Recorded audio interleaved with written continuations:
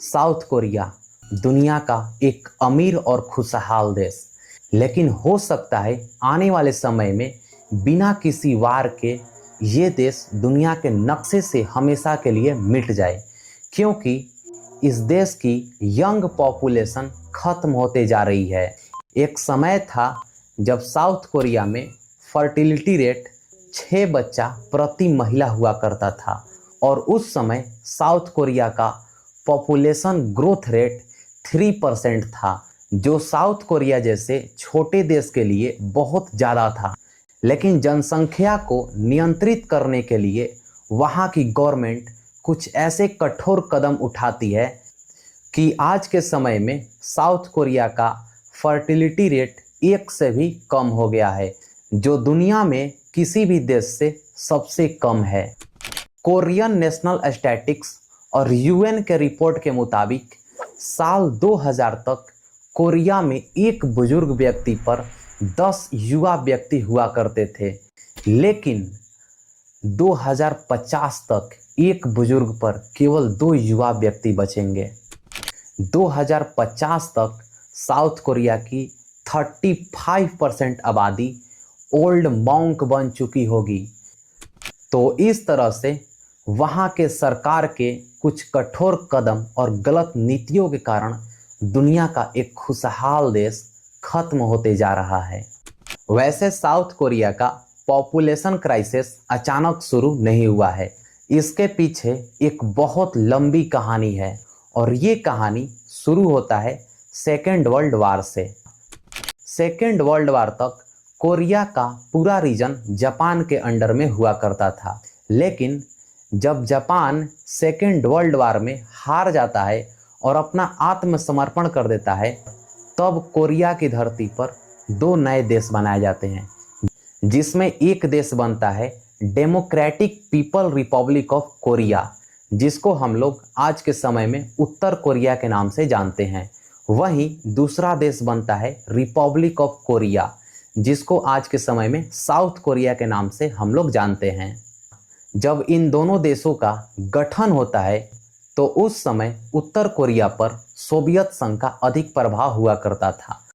वैसे तो उस समय सोवियत संघ 15 देशों का यूनियन था, लेकिन आज के समय में आप लोग समझ सकते हैं जो रूस का मेनलैंड है उसका कंट्रोल उत्तर कोरिया पर हुआ करता था। वहीं साउथ कोरिया पर अमेरिका ने अपना पकड़ बनाकर रखा हुआ था।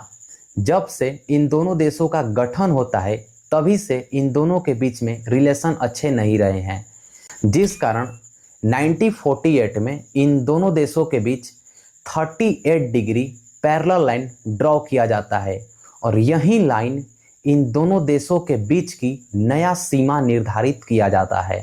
1948 में बॉर्डर बनने के बावजूद भी 1950 आते आते इन दोनों देशों के बीच कोरियन वार शुरू हो जाता है। ये वार साल 1950 में शुरू होकर अगले 3 साल यानी कि 1953 तक चलता है। 1953 में जब ये वार समाप्त होता है, उस समय साउथ कोरिया के सामने एक बहुत बड़ी समस्या थी, पॉपुलेशन क्राइसिस, क्योंकि उस समय साउथ कोरिया का फर्टिलिटी रेट बहुत अधिक था और ऊपर से जब कोरियन वार खत्म होता है तो उत्तर कोरिया से 20 लाख रिफ्यूजीज साउथ कोरिया में इंटर कर जाते हैं। इसके बाद साउथ कोरियन गवर्नमेंट की हालत खराब हो जाती है, क्योंकि उस समय साउथ कोरिया नॉर्थ कोरिया से भी एक गरीब देश हुआ करता था। जनसंख्या को कंट्रोल करने के लिए साउथ कोरिया की सरकार साल 1961 में पीपीएफ के यानी कि planned parenthood federation of Korea की स्थापना किया जाता है। अगले 1 साल बाद यानी कि साल 1962 में पीपीएफ के जनसंख्या नियंत्रण के लिए पहला कानून बनाती है और इस कानून का कोड था 3335। उस समय इस कोड का मतलब था प्रत्येक कोरियाई महिलाएं 3 बच्चे से अधिक बच्चे को जन्म नहीं देगी, वहीं हर बच्चे के बीच कम से कम 3 साल का गैप होना चाहिए और कोई भी महिला मैक्सिमम 35 के एज तक ही बच्चे को जन्म दे सकती है। किसी भी महिला का 35 का एज क्रॉस हो जाने के बाद कोई भी नए बच्चे को जन्म नहीं देना है। पीपीएफके का ये प्लान बहुत असरदार रहता है। एक समय था जब साउथ कोरिया का फर्टिलिटी रेट 6 बच्चा प्रति महिला हुआ करता था, लेकिन साल 1970 तक फर्टिलिटी रेट घटकर 4.5 हो जाता है।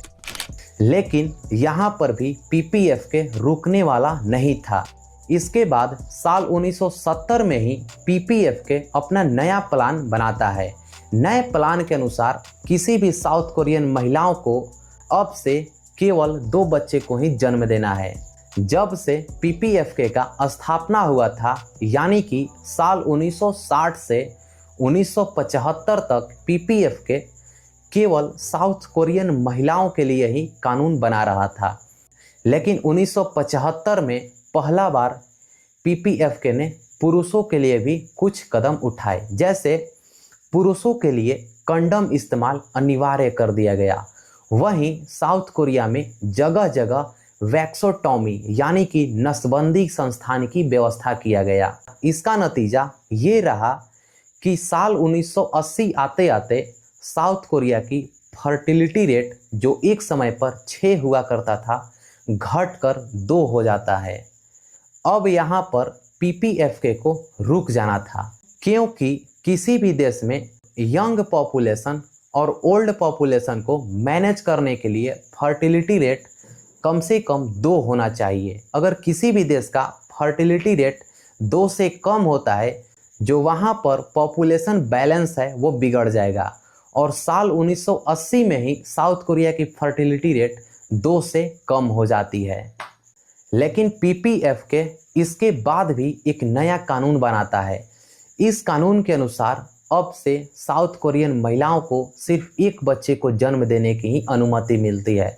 और इस प्रकार से साल 2010 तक साउथ कोरिया की फर्टिलिटी रेट घटकर 1.2 रह जाती है और आज के समय में फर्टिलिटी रेट 1 से भी कम है।